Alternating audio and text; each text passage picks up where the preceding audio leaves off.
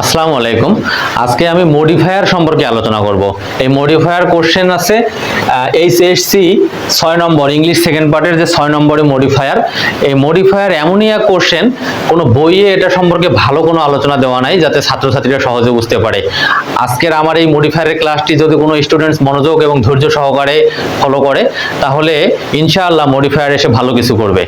Modifier মানে হচ্ছে বর্ধিত করা। এই মডিফায়ারের কোশ্চেনটাকে আমরা উইদাউট ক্লু মনে করতে পারি, কিন্তু এটা উইদাউট ক্লুর চেয়েও আরো সহজ আমি মনে করি, কারণ এখানে ইন্ডিকেশন দেওয়া থাকে, ব্র্যাকেটে দেওয়া থাকে যে আমাদেরকে এখানে কি ব্যবহার করতে হবে। তো মডিফায়ার হচ্ছে দুই প্রকার, প্রি মডিফায়ার, পোস্ট মডিফায়ার। আপাতত আমাদেরকে এই প্রি মডিফায়ার পোস্ট মডিফায়ার লাগতেছে না, আপাতত আমরা নিয়মে যাচ্ছি। পজেসিভ এর ব্যবহার, পজেসিভ যদি চাওয়া হয় কখনো ব্র্যাকেটে, তাহলে সেখানে his, her, my, their, our, your, its এই কয়টার মধ্যেই একটা যে কোনো কিছু হবে, অন্য আর কিছু হওয়ার কোনো স্কোপ নেই। এখানে দেখা যাচ্ছে সাবজেক্ট যদি একজন পুরুষ থাকে বা হি থাকে তাহলে আমরা এখানে পজেসিভে হিজ নিব।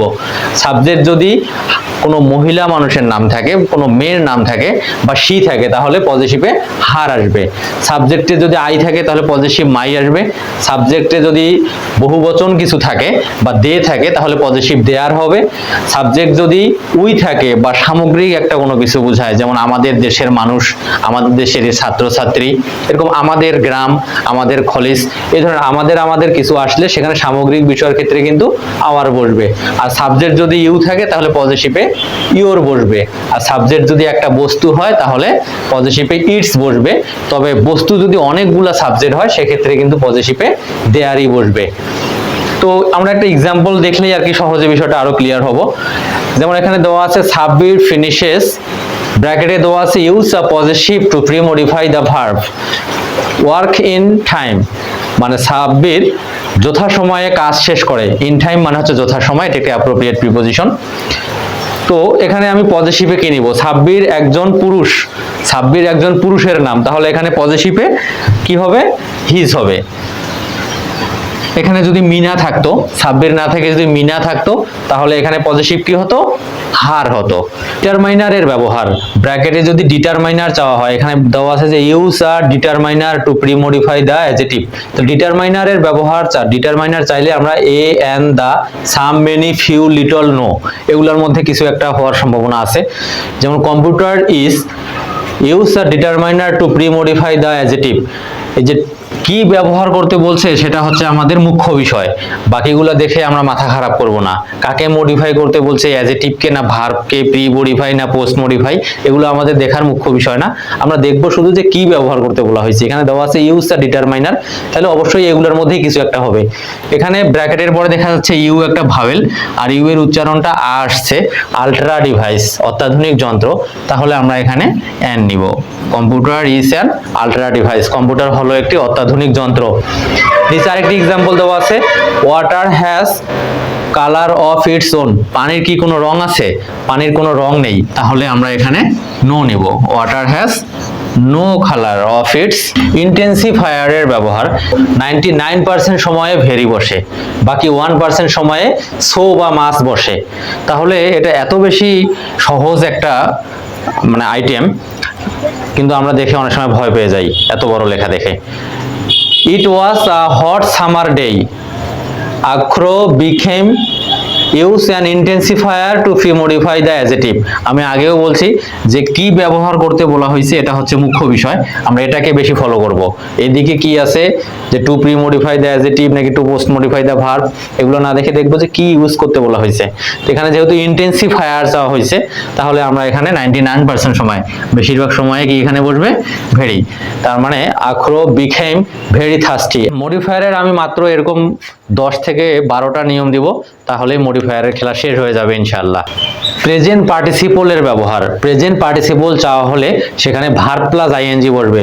অর্থের সাথে সঙ্গতি রেখে একটা ভার্ব নিতে হবে এবং সেই ভার্বটাকে অবশ্যই আইএনজি করে দিতে হবে। যেমন এখানে বলা আছে এক্সাম্পলে যে ইউজ আ প্রেজেন্ট পার্টিসিপল, পরে দেওয়া আছে food is a must to survive on earth, পৃথিবীতে টিকে থাকতে খাদ্য কি করা অপরিহার্য? খাদ্য গ্রহণ করা বা খাওয়া অপরিহার্য। তা আমরা জানি গ্রহণ করার ইংরেজি হচ্ছে টেক, তাহলে টেকিং হয়ে যাবে। তাহলে taking food is a must to survive on earth, এখানে টেকিং এর জায়গায় যদি ইটিং দেই সেক্ষেত্রেও ইটিংটাও রাইট হবে। ইনফিনিটিভ এর ব্যবহার মডিফায়ারে একটা খুবই গুরুত্বপূর্ণ এবং এটা অনেক বেশি আসে আর কি। ইনফিনিটিভ যদি কখনো ব্র্যাকেটে থাকে তাহলে আমরা সেখানে টু প্লাস ভার্ব ওয়ান বসে, টু প্লাস ভার্ব ওয়ান এটা তে অর্থ আসে, যেমন টু গো যেতে, টু গেট পেতে, টু আর্ন উপার্জন করতে, টু নো জানতে, এই ধরনের অর্থ আসে। তাহলে ইনফিনিটিভ চাইলে টু প্লাস ভার্ব ওয়ান, এভাবে আবার ভার্ব ওয়ান লিখে দিলে হবে না, আমরা টু নিয়ে একটা ভার্বের বেস ফর্ম নিতে হবে অর্থ অনুযায়ী।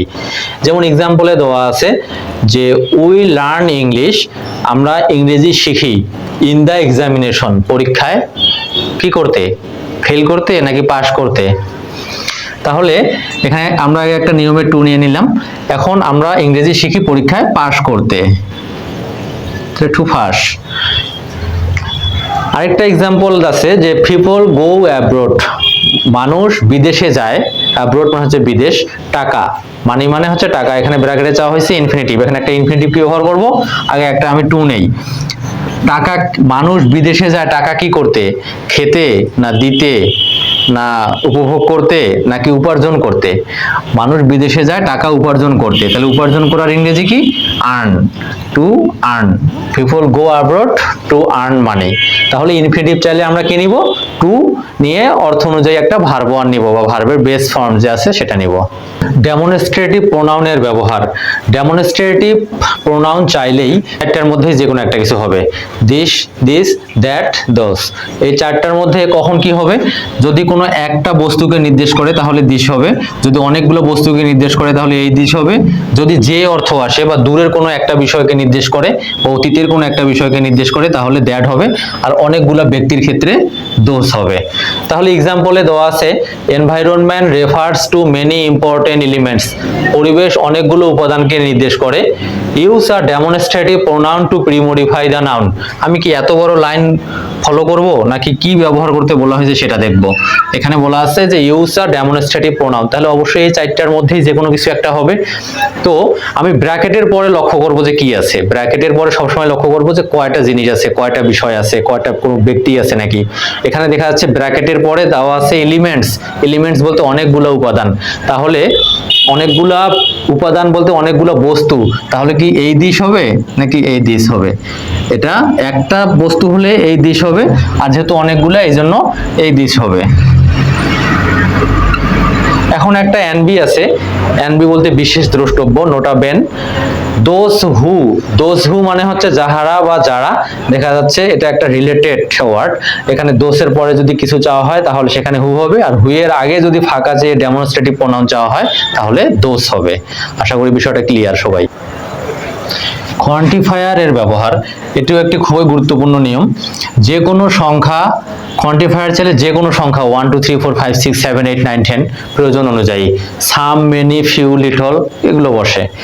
আমরা এক্সাম্পল দেখি, once there lived an old farmer, একদা একজন বৃদ্ধ কৃষক ছিলেন।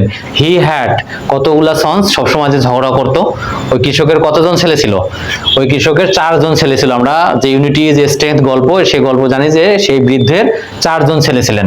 তাহলে হি হ্যাড, এখানে ইউজ আ কোয়ান্টিফায়ার চাওয়া হয়েছে, তাহলে আমরা এখানে কি লিখবো, আমরা 4 লিখবো। এটা 4 একটা সংখ্যা, যে কোনো সংখ্যা।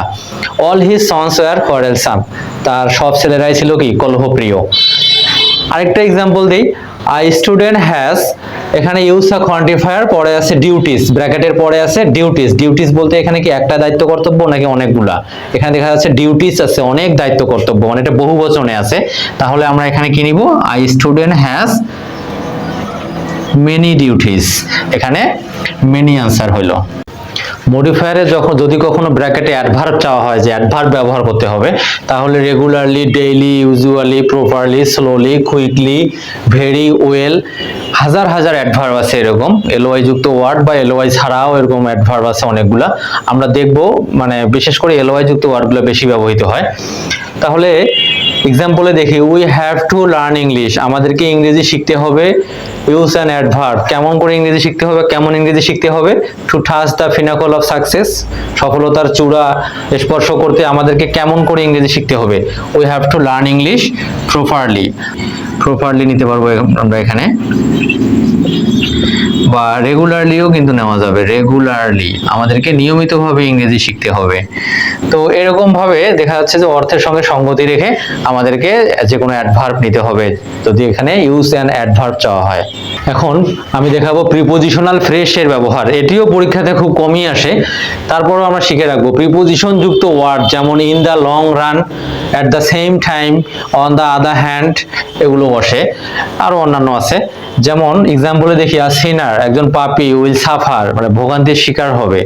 একজন পাপী ভোগ করবে বা ভোগান্তির শিকার হবে। ইন দ্য লং রান দীর্ঘ, এখানে ইন দ্য লং রান মানে কিন্তু দীর্ঘ, তাহলে দীর্ঘ ভোগান্তির শিকার হবে। তাহলে আমাদের আনসারে কি হবে? In the long run. তার মানে প্রিপোজিশন যুক্ত ওয়ার্ড, এখানে প্রিপোজিশন ইন আছে, ইন দ্য লং রান হচ্ছে আমাদের এখানে অ্যাপ্রোপ্রিয়েট আনসার। আমি এতক্ষণ যে নিয়মগুলো দিছি সবগুলো কিন্তু ইউজ ছিল, যে কি ব্যবহার করতে হবে এই ধরনের একটা নির্দেশনা ছিল। কিন্তু মডিফায়ারে এমনও দেখা যায় কোনো নির্দেশনা দেওয়া থাকে না, এরকম ব্র্যাকেটে দেওয়া থাকে যে pre modify the noun, pre modify the noun, pre modify the noun, post modify the verb, post modify the noun. এগুলো কিন্তু আমাদের কাছে একটু ক্রিটিক্যাল মনে হয়, কারণ এগুলা করতে গেলে একটু অর্থ লাগবে, অর্থ অবশ্যই লাগবে, তাছাড়া আমরা এগুলোর অ্যান্সার করতে পারবো না। যেমন to build up smart Bangladesh, smart Bangladesh নির্মাণ করতে উই হ্যাভ টু আর্ন, আমাদেরকে অর্জন করতে হবে বা উপার্জন করতে হবে প্রি মডিফাই দ্য নাউন। এই যে নাউন আছে এটার পূর্বে একটা কিছু একটা বসে এই নাউনটাকে মডিফাই করবে। কারেন্সি মানে হচ্ছে মুদ্রা, তাহলে কি কারেন্সি আমাদেরকে উপার্জন করতে হবে? Foreign currency. এই কারেন্সি আমাদেরকে আয় করতে হবে। তাহলে এই কারেন্সি দেখে আমাদেরকে বুঝতে হবে কি কারেন্সি, ফরেন কারেন্সি, এবং পুরো লাইনের একটা অর্থের একটা কম্বিনেশন করতে হবে। নিচে আরেকটা এক্সাম্পল দেওয়া আছে যে English is an premodify the noun language. তাহলে ইংলিশ ইজ অ্যান কি ল্যাঙ্গুয়েজ, ইংরেজি হলো একটি কি ভাষা। এখানে অ্যান দেখেই বুঝতে হবে, ব্র্যাকেটের আগে যেহেতু অ্যান আছে তাহলে অবশ্যই এই জায়গাটাতে একটা ভাওয়েল যুক্ত ওয়ার্ড হবে। তো এখানে আমরা ইম্পর্টেন্ট নিতে পারি অথবা ইন্টারন্যাশনাল নিতে পারি। এখানে অ্যান যেহেতু আছে তাহলে এখানে কনসোনেন্ট যুক্ত ওয়ার্ডের কোনো জায়গা নেই, অবশ্যই ভাওয়েল যুক্ত ওয়ার্ড নিতে হবে। নিচের এক্সাম্পলে দেখি একই এক্সাম্পল, ইংলিশ ইজ আ, এখানে অ্যান ছিল এখানে এ আছে, তাহলে আমরা এখানে অবশ্যই একটা কনসোনেন্ট যুক্ত এখন ওয়ার্ড হবে, একই সেন্টেন্স। তাহলে এখন আমরা এখানে ইম্পর্টেন্ট নিতে পারবো না, কনসোনেন্ট যুক্ত ওয়ার্ড। ইউজফুল নেওয়া যাবে, আমরা জানি ইউ এর উচ্চারণে ইউ হলে আ বসে পূর্বে, তাহলে ইউজফুল নেওয়া যাবে, অথবা ফরেন নেওয়া যাবে, FOREIGN। ইংরেজি হলো একটি বিদেশি ভাষা বা ইংরেজি হলো একটি অপরিহার্য বা উপকারী ভাষা। আরেকটা এক্সাম্পল দেখি আমরা, I student has to work post modify the verb, একজন ছাত্রকে কাজ করতে হবে বা পরিশ্রম করতে হবে। কিরকম পরিশ্রম করতে হবে? Postmodify the verb. পরিশ্রমটাকে আমরা আরো কিরকম পরিশ্রম হতে পারে, সেটা কঠোর পরিশ্রম হতে পারে, তাহলে ওয়ার্ক হার্ড নিতে পারি। I student has to work hard, post modify the verb, এই যে ভার্ব তারপরে একটা কিছু বসে এই কাজটাকে আরো মডিফাই করলো, তাহলে work hard to get GPA 5।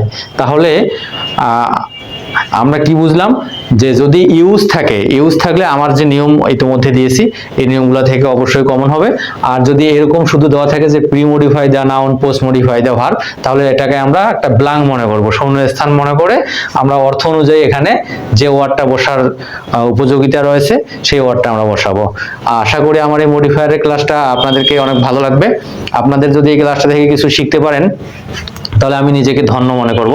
ধন্যবাদ সবাইকে, আসসালামু আলাইকুম।